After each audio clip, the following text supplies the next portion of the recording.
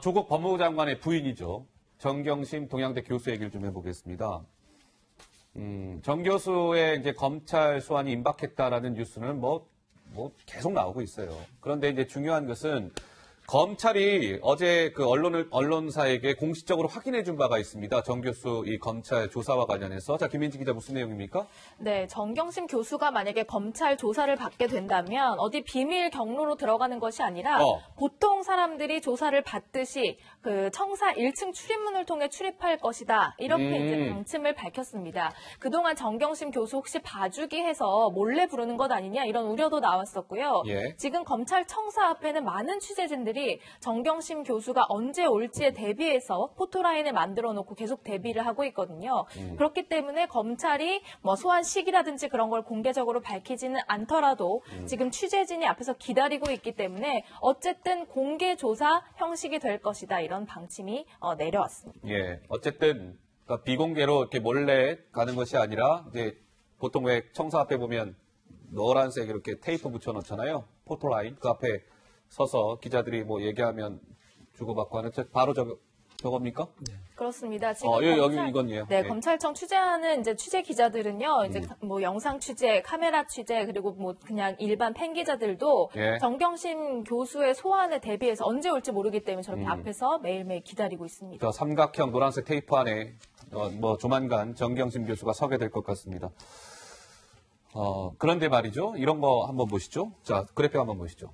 이게요, 조국 가족이 모두 이제 기소될 가능성, 검찰대 수사선상에 올랐다 이런 얘기인데, 딸 조 씨 같은 경우는 2차례 이미 비공개 그 소환 조사를 받은 바가 이미 확인이 됐고요.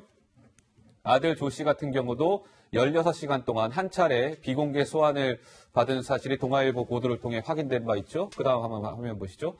조국 장관은 검찰 내에서 이런 얘기가 나온답니다. 이 조 장관에 대한 소환 조사도 사실상 불가피하다. 기정사실화하는 분위기라고 해요. 혐의는 밑에 적혀져 있습니다. 정경심 교수는 당연히 뭐 이건 한 차례가 아니라 때에 따라서는 2차례까지도 지금 소환이 불가피한 것 아니냐 뭐 이런 얘기가 나오는데요. 그러면 조 장관의 부부, 딸, 아들 모두 검찰 소환 조사를 받게 되고 상황에 따라서는 이건 정말 전제이긴 합니다만 기소가 될 가능성까지도 나오는데 이게 정말 사상 초유의 일이 여러 건으로 좀 발생이 되고 있는 것 같습니다.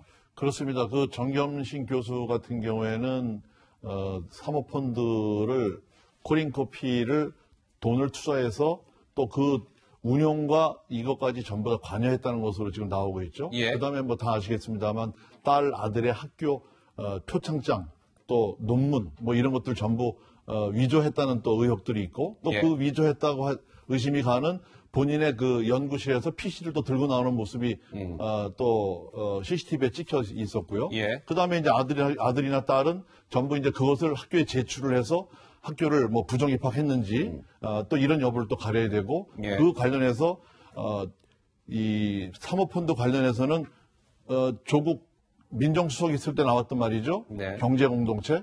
이 부인과 남편이 경제공동체 관계를 유지했다 하면은 공직자윤리법에 또 저촉 소지가 있고요.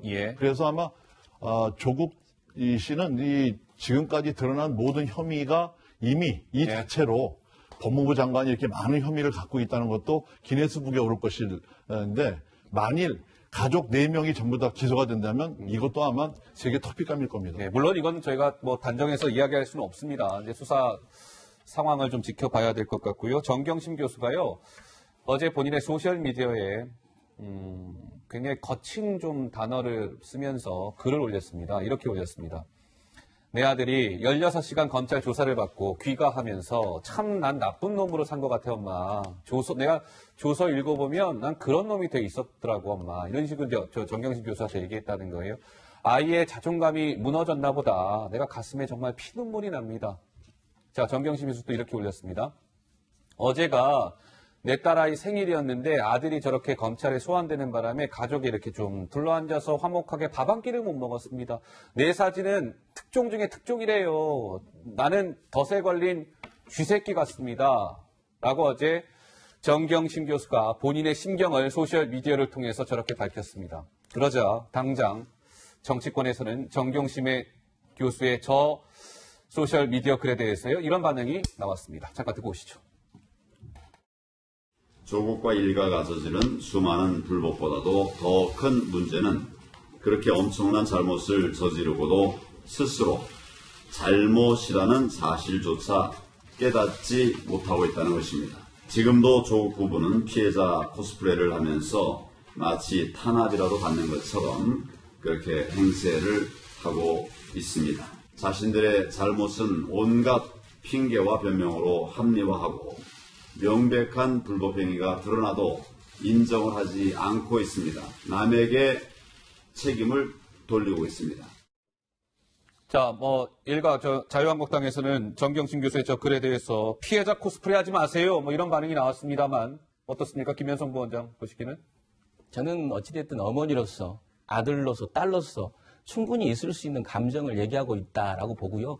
저것까지 서로가 폄하하거나 저것까지 난도질하지는 않았으면 좋겠다라는 생각을 하면서 저는 앞으로 검찰도 엄청난 지금 짐을 지고 있어요. 네. 그러니까 기소를 하거나 기소하는 과정에서 어떤 증거로, 어떤 혐의로, 어떤 죄를 지었기 때문에 기소를 한다라는 걸 밝혀야 되는 상황이 있거든요. 그랬을 때 불확실하고 불충실한 증거를 댔을 경우에 검찰도 이 어떻게 보면 국민적 저항에 예. 어떤 큰 국민적 저항을 맞을 것이다라는 거고요.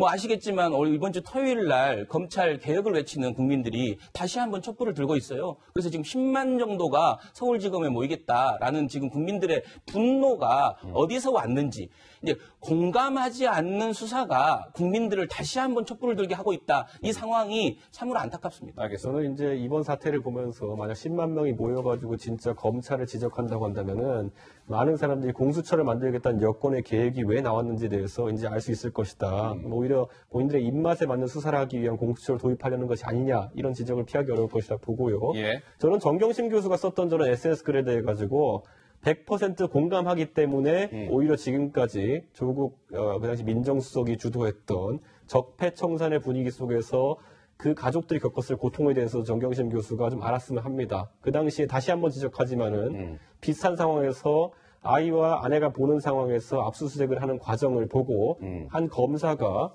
비관해서 스스로 목숨을 끊었고 아하. 망신주기 수사 때문에 평생을 강직하게 살았던 군인 한 분이 목숨을 잃었습니다. 그런데 그런 상황에 대해 가지고 적폐청산이라고 하면서 그렇게 웃던 사람들이 지금 와가지고 덫에 걸린 쥐다, 피눈물 모욕감 이렇게 이야기하는 것 그것에 대한 평가가 제 평가가 있지 않고서는 진실로 들리기 어렵습니다. 예. 자, 저는 문재인 대통령이 이런 어떤 검찰 개혁을 얘기한다고 검찰청사 옆에서 10만 명이 모인다 이런 거 있다면 살아있는 권력을 수사하라고 내가 얘기했다. 검찰에 맡기고 여러분들 가만히 있어라.